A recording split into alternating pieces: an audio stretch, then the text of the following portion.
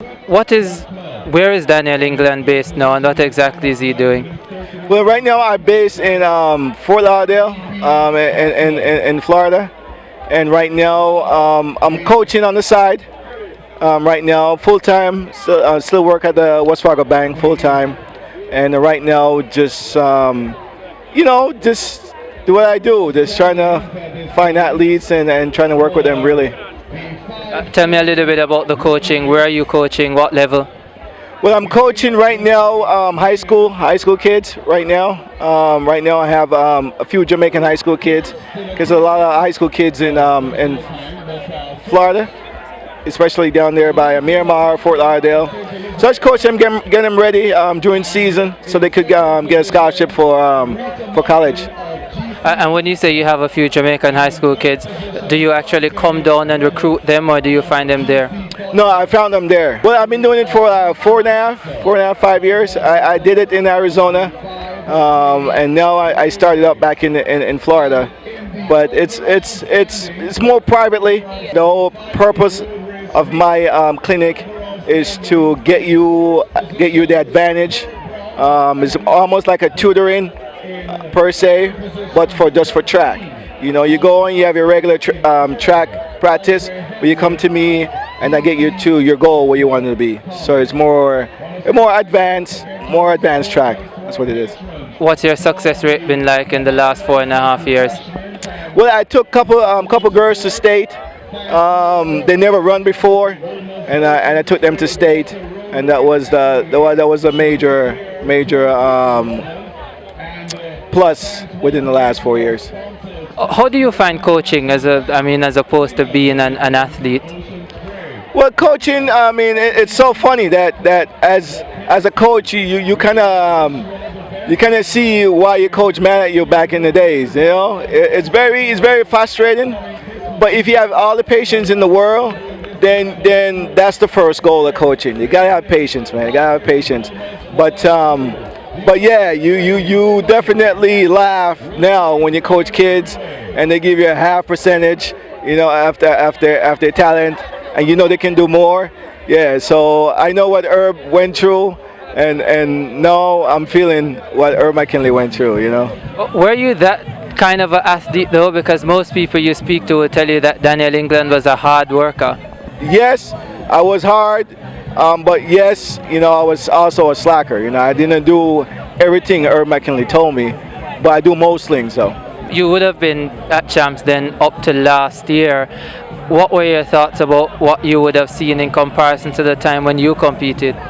Well, the times now are off the chart, man. I mean, you got Class 3 running 10.9. You know, back in my day, Class 2 run 11.2. And still win. You know, now class 3 running in the 10s, you know, class 1s running 10s low, not just 10 high, 10s low.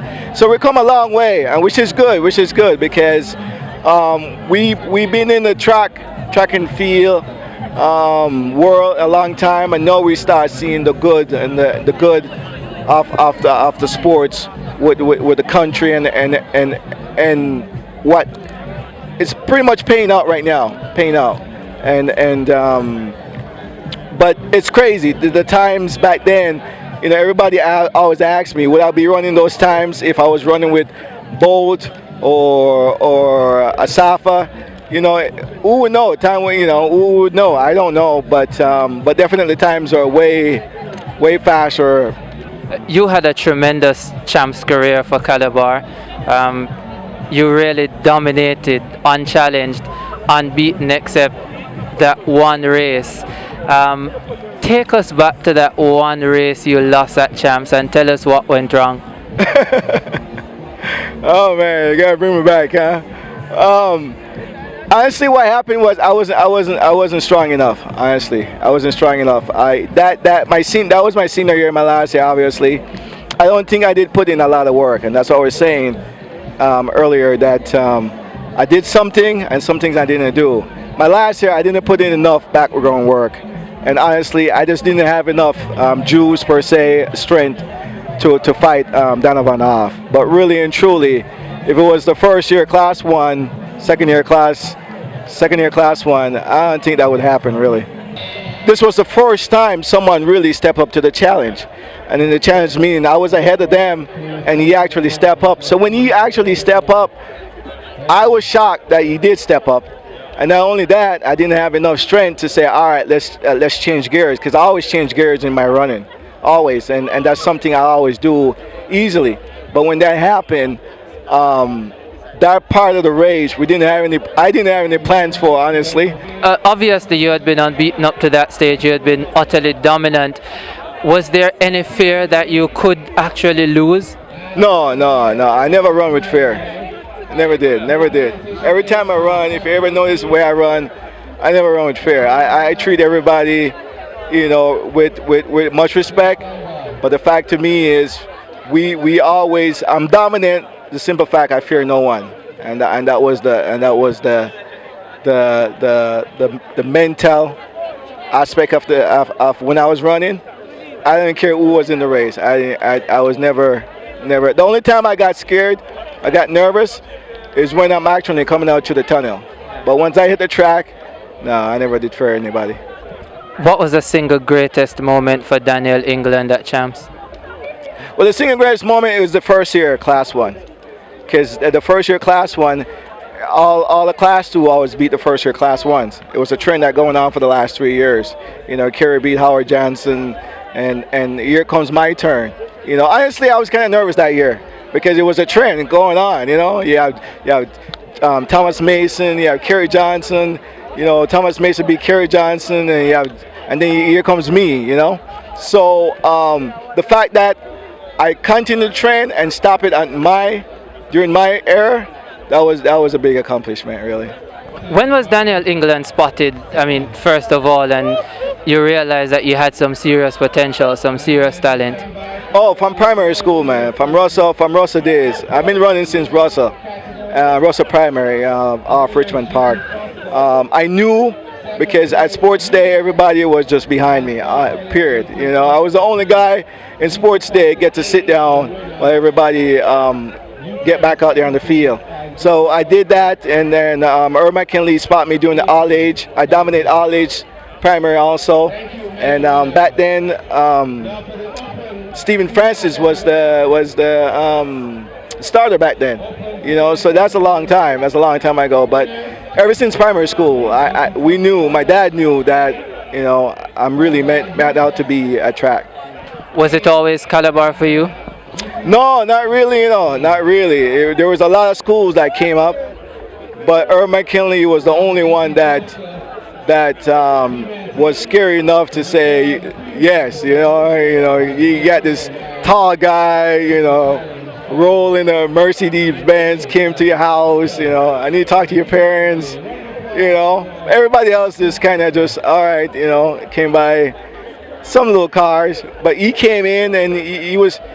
You just couldn't say no to the guy. Anybody would deal with Herb McKinley. Just Keane said no to Herb McKinley. So. What was the great thing about Herb as a coach? Oh man, Herb pushed you to the limit.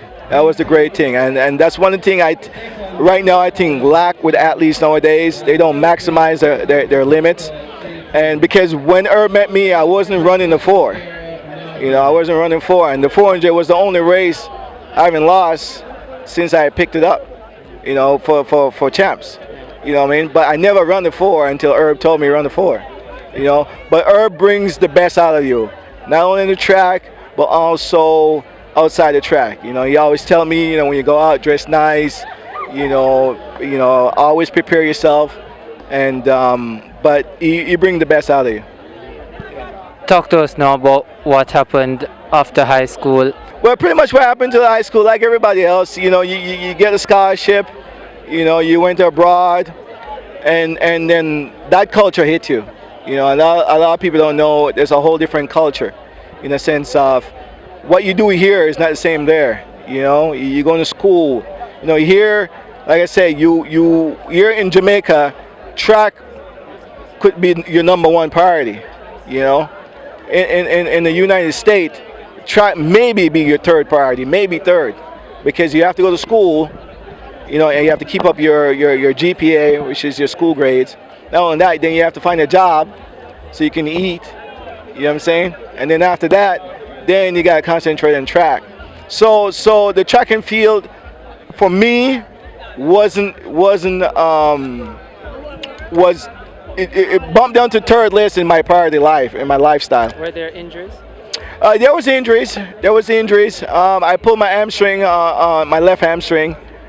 But even so, with the injury, because I was doing so much, you know, I was working. You know, like here, if I was here, I would never work. Honestly, I just do track. But I had to work. I had to go to school, and then I have to train. I got injured back in 1991. I pulled my hamstring, and then I recouped. But it was never the same since then. It was never the same. There are those who would say that Daniel England did so much work in his high school days that he was bound to be burnt out sooner or later. How do you see that? Yeah. I mean, at the time you didn't really think that way. Honestly, you just want to. Me personally, I just want to give Earl McKinley my best. You know, I that was my deal. But yeah, you could maybe see I did so much. I was so ahead of the game. I was so dominant. I was pushing the limits, you know, back then in high school, you know. But, you know, who knows? Maybe if I was still here in Jamaica, maybe that wouldn't be the case. Because, like I said, you know, when your priorities change and your culture change, then that take a toll on you too, you know. But like I said, you know, in a foreign land, and when you're in a foreign land and you're used to 36,000 people in the stands, and you go here and you have 20 people in the stands, you wonder what's going on. It was a culture shock, man. You know, it's culture shock. Do you ever sit down and you look at the television and you see Usain Bolt winning the Olympic Games, you see Johan Blake winning the World Championships, and you think to yourself, damn, that could have been me? Oh yeah. You have to. I mean, you cannot just run. Like I always tell my athletes, don't run to run. You know, run to win. You know, I don't. You know, and that's the thing. Run so someone know that you were in the race. You know what I mean? Because there's a lot of guys I run with. You know, and they say, "Oh, England, you don't remember me?" No, because you never beat me. You know what I'm saying? You remember probably only one person, eh? Right. I know Paul Donovan. Yeah. I see Donovan. I could pick him out in a lineup. You know what I mean? Because that's as an athlete, that have to be your goal. It have to be your purpose. You know what I mean? Your purpose is, I'm gonna come out here, I'm gonna dominate, I'm gonna give it my best.